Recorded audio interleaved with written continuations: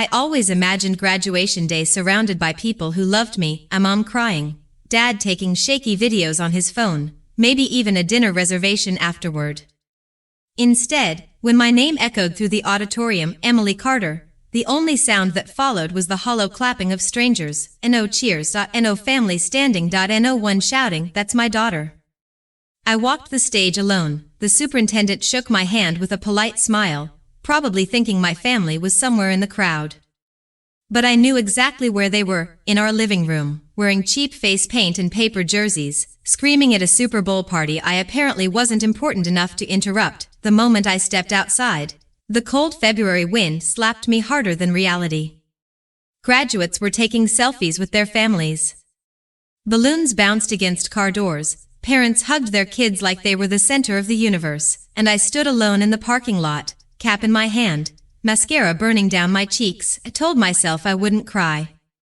But I did. I sobbed until my breath shook, until anger replaced heartbreak. I kept replaying every memory, every birthday forgotten, every recital missed, every "we're busy" that became the soundtrack of my childhood.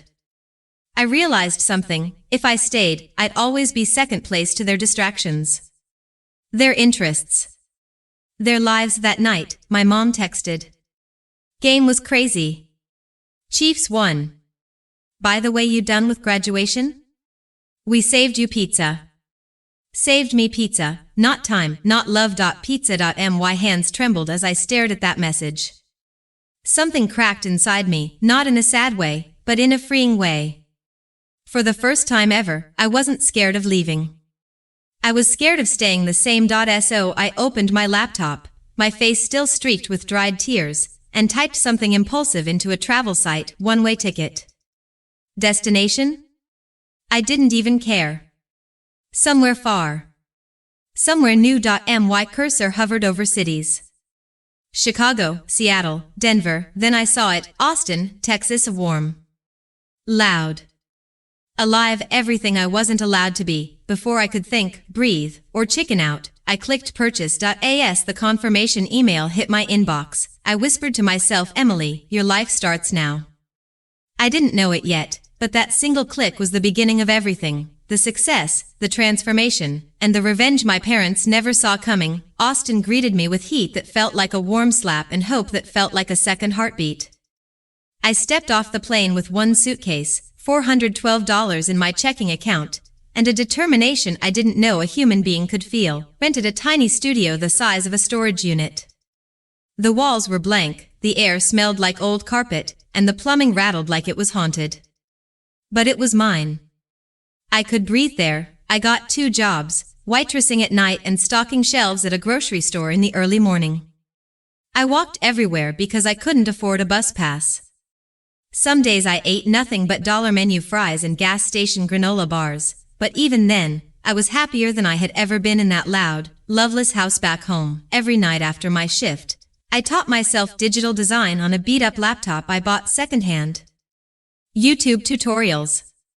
Free online classes. Trial and error. Lots of error. But slowly, I got good enough to land my first freelance client. $50 for a logo. I cried harder over that 50 than I did on graduation day. That 50 became 100. 100 became 500. 500 became my first real steady contract. Suddenly, I wasn't choosing between dinner and groceries, was choosing between clients. People started noticing my work. Local businesses shared my designs on Instagram. A tech startup offered me a part-time design assistant job. I bought real groceries for the first time in months, fruit that wasn't bruised, bread that wasn't on clearance, and why life was turning into something beautiful. Then, something unexpected happened. A video of mine went viral. How I built my new life from nothing, and overnight my freelance business exploded. I launched my own design agency from that same tiny studio. Clients from Los Angeles, New York, even London emailed me. Within a year, I had a real office. A team. A waiting list of clients. I wasn't just surviving, I was becoming someone, and my parents, they never called. Not once, but one evening, a message popped up on my phone from an unknown number. A photo of a graduation program. My name circled in yellow. Underneath it. Did you seriously think we weren't proud of you? Something inside me didn't hurt anymore. It didn't even sting, because for the first time in my life, I knew the truth. I didn't need them to be proud of me. I was proud of myself, and that's when I realized my revenge wasn't going to be loud. It was going to be undeniable. 3 years later, I was unrecognizable, had a thriving design agency, a downtown office with floor-to-ceiling windows, and a staff of 10 talented creatives who felt more like family than anything I'd grown up with. I spoke at conferences, got interviewed on podcasts, and even landed a small feature in a national magazine. Success didn't feel glamorous, it felt peaceful. And then, one breezy October morning, I received a message from my cousin. Your parents are telling everyone you abandoned them. They want to reconnect. Reconnect, like we were ever connected to begin with, but I didn't react. I didn't rant. I didn't cry. I planned, because life had handed me the perfect opportunity for the sweetest revenge, not the destructive kind, but the kind that forces people to face the consequences of their choices. Was hosting my agency's anniversary gala that month, a big event, black tie, catered dinner, press coverage, the whole thing. My team encouraged me to invite my family, but I never planned to, until that text. So I sent my parents a formal invitation with gold lettering. Come celebrate the success of the daughter you once overlooked. 2 weeks later, they walked into the ballroom dressed like they were attending a royal wedding. My mother clutched her handbag like she was afraid someone might steal her gilt. My father wore a smile so rehearsed it almost squeaked. They looked around, wide-eyed, at the chandeliers, the marble floors, the banners with my agency's logo. Their daughter's logo. When I stepped on stage to give my speech, I saw them near the front, waiting for some acknowledgement, some emotional reunion. Instead, I told the truth, not to embarrass them, not to attack them, just to show the world, and myself, how far I had come. I said, some people grow up with all the support in the world. Others grow up learning how to stand without it. I walked my graduation stage alone, and that moment became the start of the life I built from nothing.